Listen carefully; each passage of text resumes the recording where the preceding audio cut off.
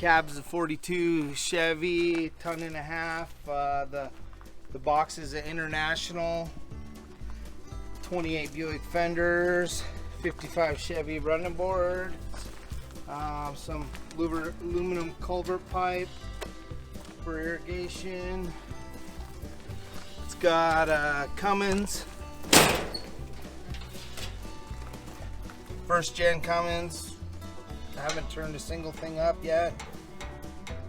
Just did some fancy sanding on the valve covers and completely stock. I kind of like it stock. Okay, 42 Chevy cab, LED lights everywhere, lights in the bumper. Got an intercooler out of there, aluminum everything. Chop the frame 15 inches out. Bag the front. Engine back 14 inches, 2 inches down. A lot of work.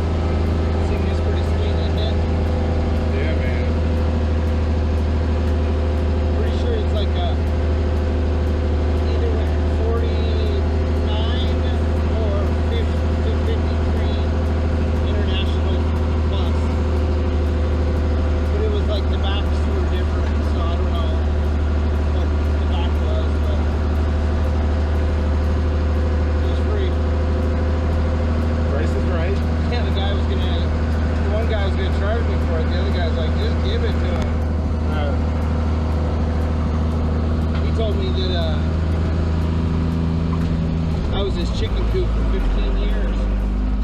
Really? Yeah. Huh. I found some eggs in there. Wow.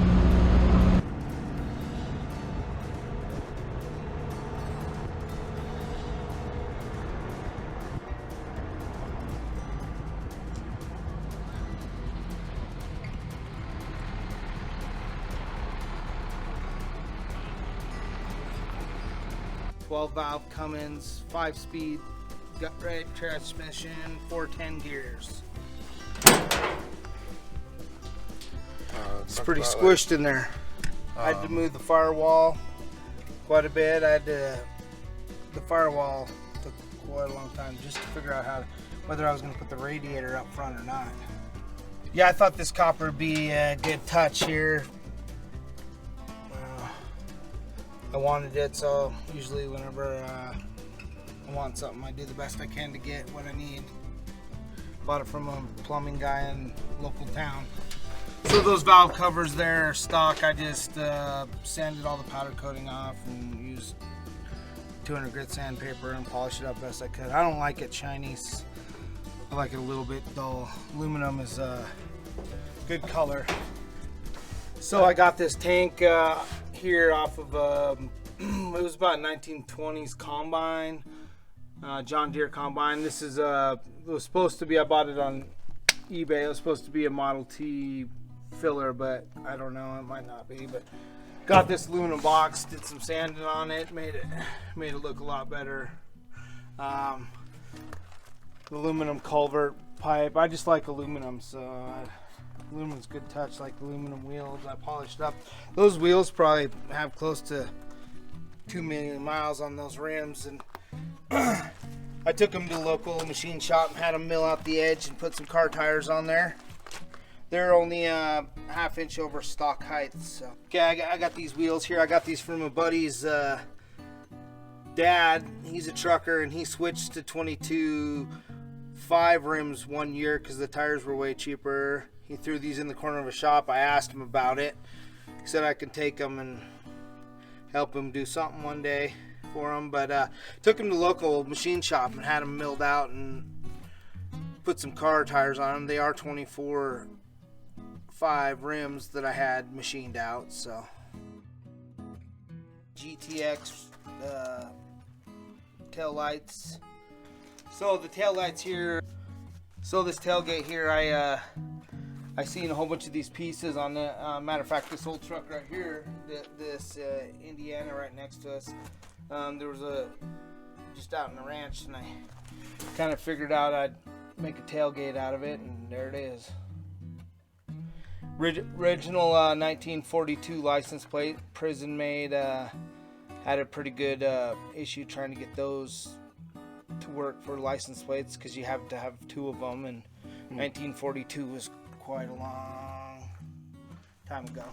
I built this 1949 International school bus.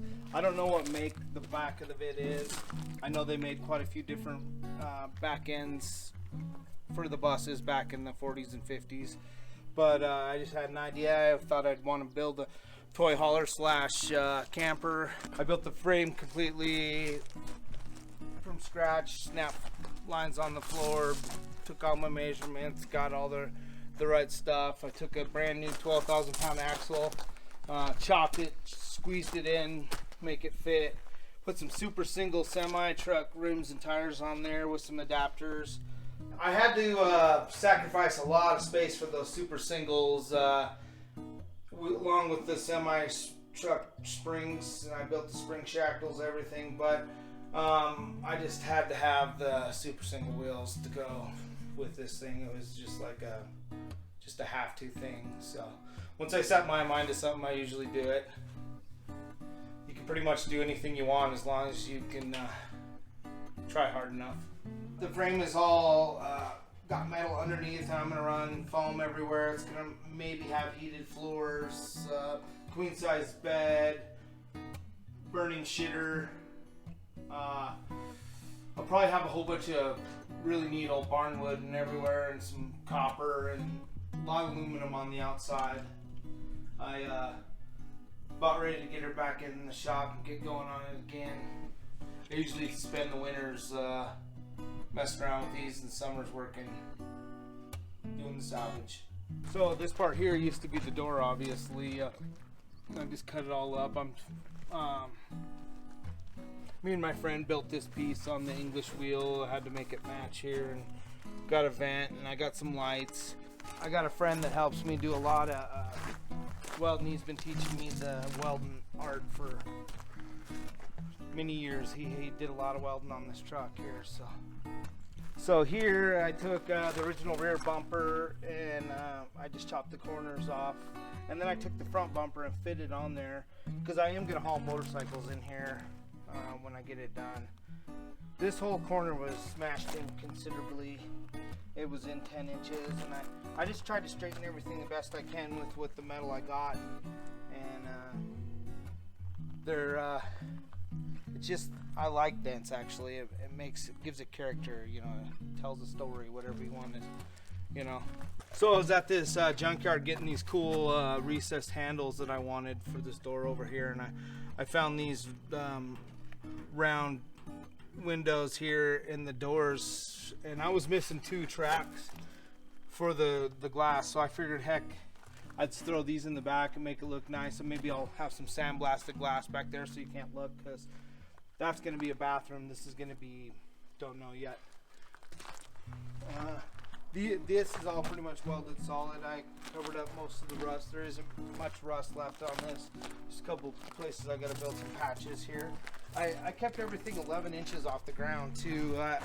We live in Montana, and there's a lot of ditches and imperfections in the road, so I want to be able to drive this thing and take it. It's no good if you can't drive it